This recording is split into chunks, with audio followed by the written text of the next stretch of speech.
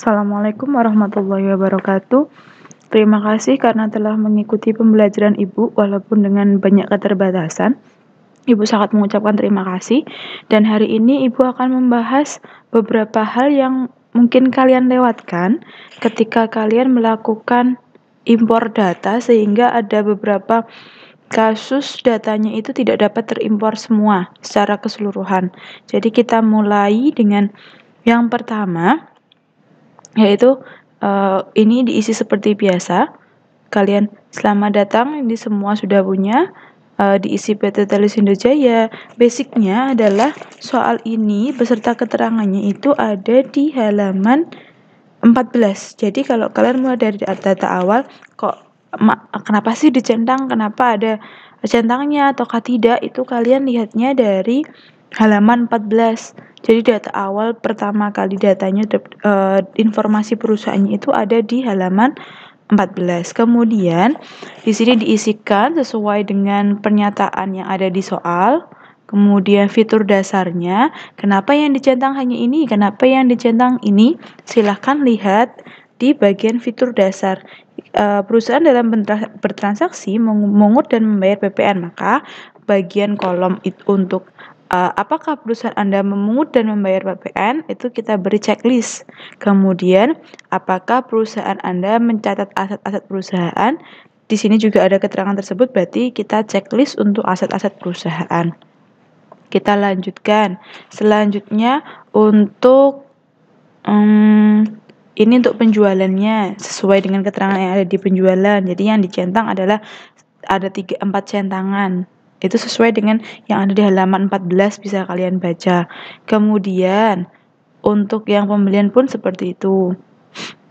Nah, ini jangan sampai salah di bagian persediaan. Untuk persediaan yang selanjutnya, yang banyak yang salah adalah di bagian ini, di akun perkiraan. Di sini, apakah Anda ingin Accurate otomatis membuatkan daftar akun perkiraan? Jika kalian klik iya, maka nanti otomatis Accurate akan menyediakan akun-akun yang kalian butuhkan.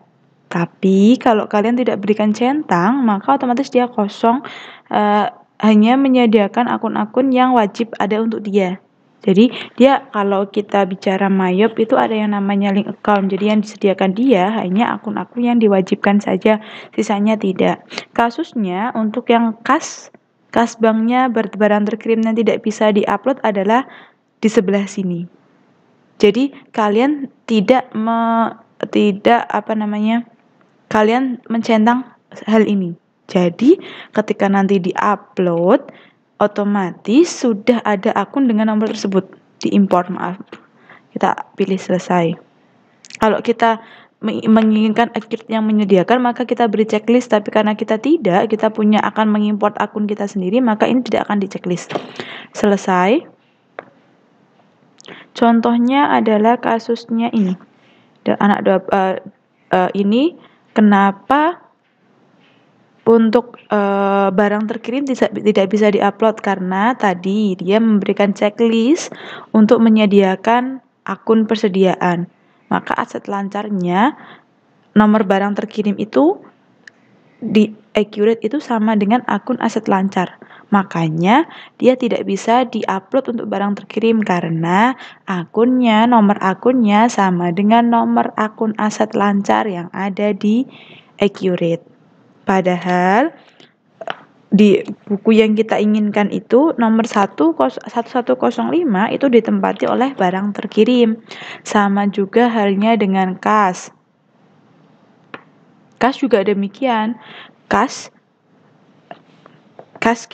dan bank kita adalah 1100, sedangkan untuk 1101 pada buku kita itu ditempati oleh akun kas. Tapi dalam Accurate, kalau kita tadi memberikan checklist, Accurate sudah membuat daftar akun dan itu diisi oleh akun kas dan bank. Karena sudah dipakai, makanya tidak bisa untuk ditempati akun tersebut.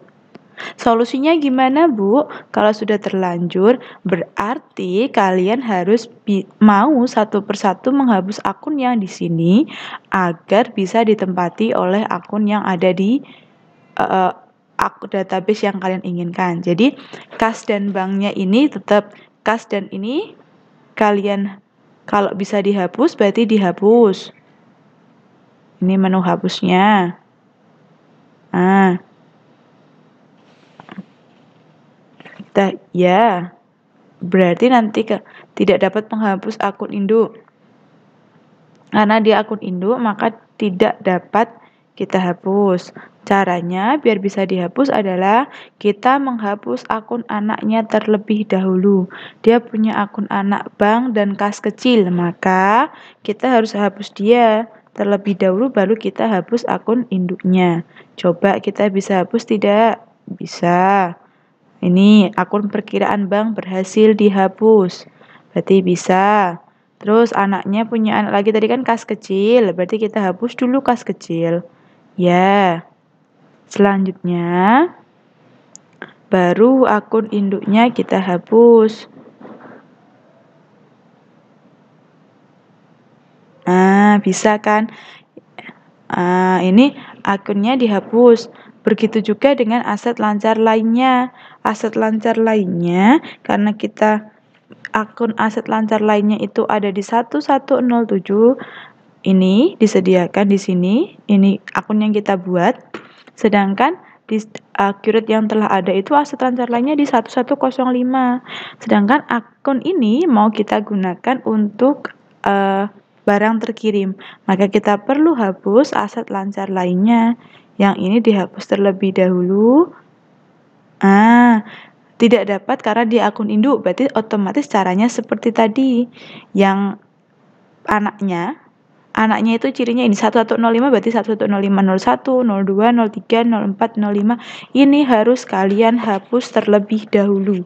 Jika tidak kalian hapus, maka aset lancar lainnya ini tidak dapat dihapus. Bisa dipahami ya? Bisa, nanti silakan dicoba. Kemudian kasus kedua adalah Bu, untuk akun persediaan, untuk akun kemudian aset tetap, kenapa tidak muncul angkanya?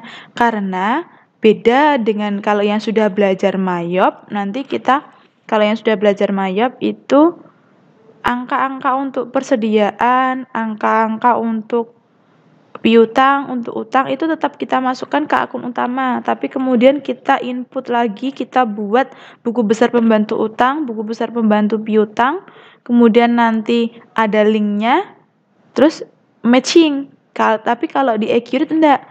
Jadi di sini ketika kita impor awal itu memang kita kosongi untuk akun-akun tersebut. Jadi tidak ada untuk akun aset tetap. Kapan itu muncul?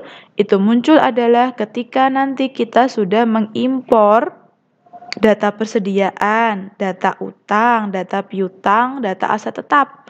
Kalau kita sudah ngimpor aset tetap, sudah impor piutang, sudah impor utang, sudah impor persediaan, maka akun-akun ini akan ada nominalnya sesuai dengan nominal yang kita inginkan, ya sesuai dengan nilai aset perusahaan. Itu ya bedanya. Kalau dengan Mayop kita tetap isi akun induk, kemudian nanti kita matchingkan dengan buku pembantu utang, buku pembantu piutangnya. Tapi kalau Accurate kita buat buku pembantu utang dan buat buku pembantu piutang sehingga nanti masuk ke akun induknya.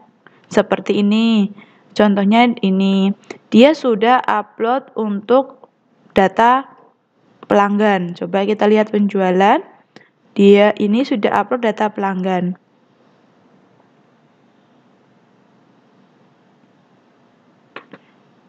Nah, maka sudah dapat upload data pelanggan, maka di data tadi, di akun perkiraan ini sudah terdapat nilai piutang usaha. Kemudian ada juga masalahnya, Bu, kenapa ada gagal upload untuk pemasok ataupun untuk pelanggan, ada yang tidak bisa berhasil semua.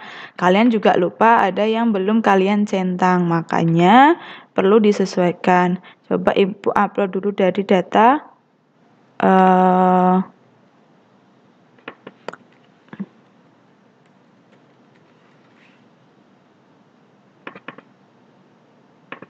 Dari daftar akunnya terlebih dahulu.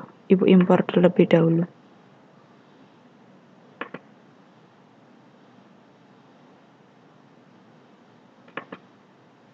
Nah, lakukan update. Ini coba ya, Ibu berikan contoh tadi.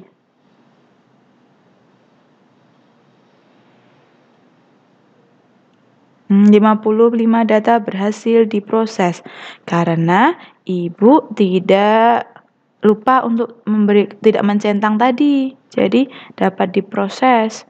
Kemudian impor pemasok. Impor pemasok.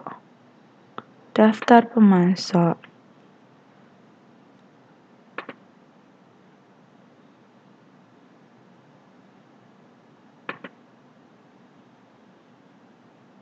Kita lanjutkan. Ini fungsinya apa sih? Lakukan update data dan simpan saldo awal sebagai tambahan saldo baru jika sudah ada data yang sama pada database. Contohnya, PT Global ini ada tiga utang. Kalau kita tidak melakukan checklist ini, maka dua data PT Global ini tidak akan masuk. Hanya satu saja yang masuk karena dia membacanya adalah nomor akun. Tapi kalau kita berikan centang di sini, maka ketiga-tiganya dapat masuk dan nanti akan dijumlah jadi satu, dinilai utang dari PT Global.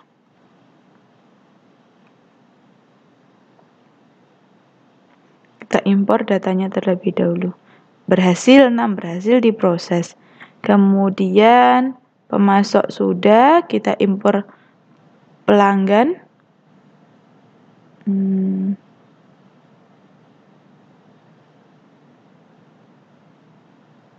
Open, unggah.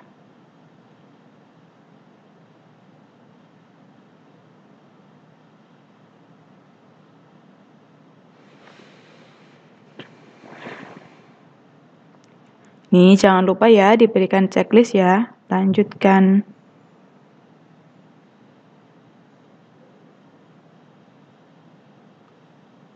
Lima, berhasil diproses. Kemudian impor barang dan jasa. Kita coba impor barang dan jasa. Impor barang dan jasa ini kemarin sudah ada yang mengalami kegagalan. Coba apakah Ibu gagal ataukah tidak, dicoba terlebih dahulu. Nah, unggah.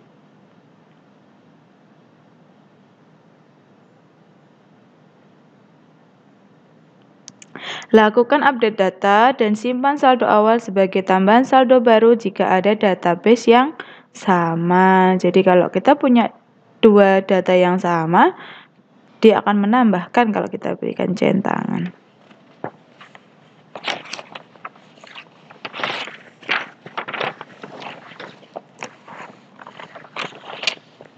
Lima, berhasil diproses. Sampai sini mudah? Mudah bisa dipahami ya untuk setiap impor data yang kita lakukan. Kemudian selanjutnya, Ibu ingin menunjukkan ketika kemarin ada yang salah atau tidak bisa untuk impor data. Untuk data bukan daftar pelanggan, untuk ini persediaan. Kemarin ada yang tidak bisa itu karena Ibu tutup ya. Kalau mau cari ini di mana, itu di sini. Di masing-masing kalau berusaha, misal daftar akun tadi dari buku besar, akun perkiraan, kemudian kalian pilih yang hijau ini, terus ini impor. Kalau pelanggan berarti ke penjualan, kemudian ke daftar pelanggan.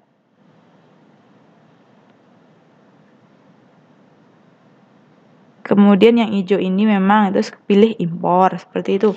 Jadi ke menu masing-masing, kalau kalian tadi ke close kok tidak muncul lagi, jadi jangan panik, kalian silakan ke menu masing-masing yang ada.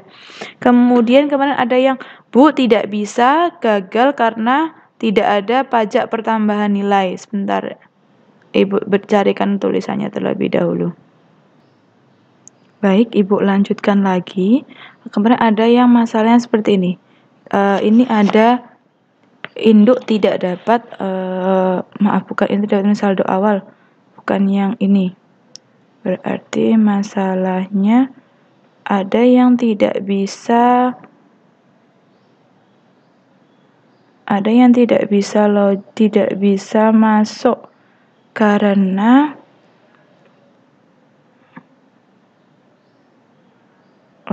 pajak pertambahan nilainya itu tidak ada. Ibu tidak menemukannya di sini.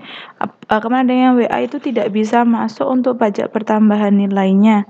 Maka caranya adalah kalian harus membuat pajak terlebih dahulu. Dari mana? Dari sini. Perusahaan, terus kemudian menu pajak.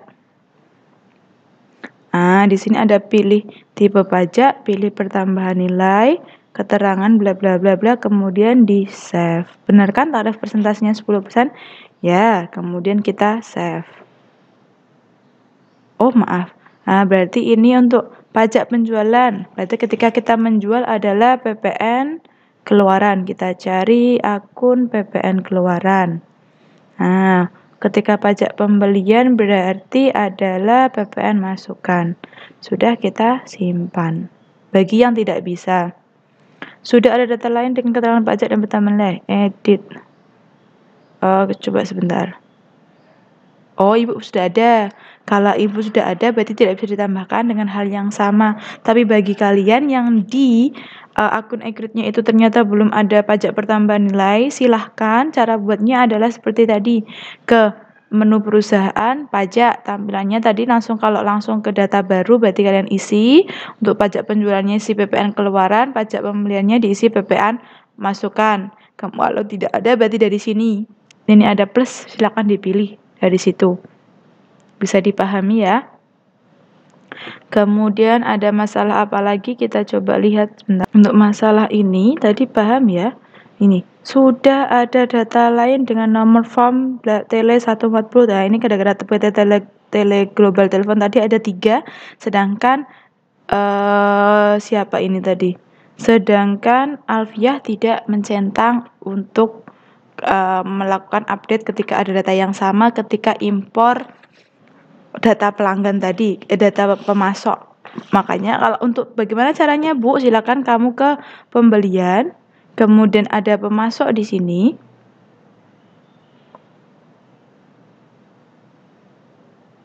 Pilih yang hijau ini. Atau tadi data baru juga tidak apa.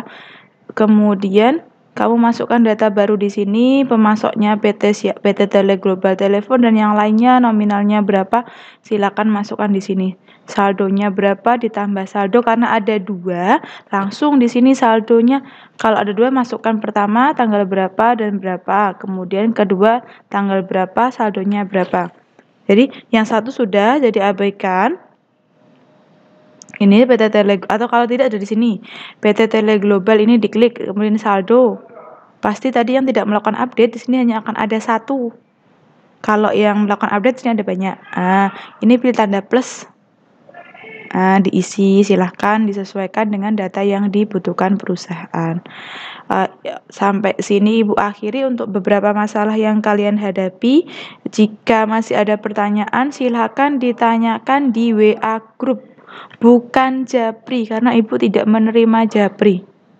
Terima kasih. Wassalamualaikum warahmatullahi wabarakatuh. Silakan dicoba.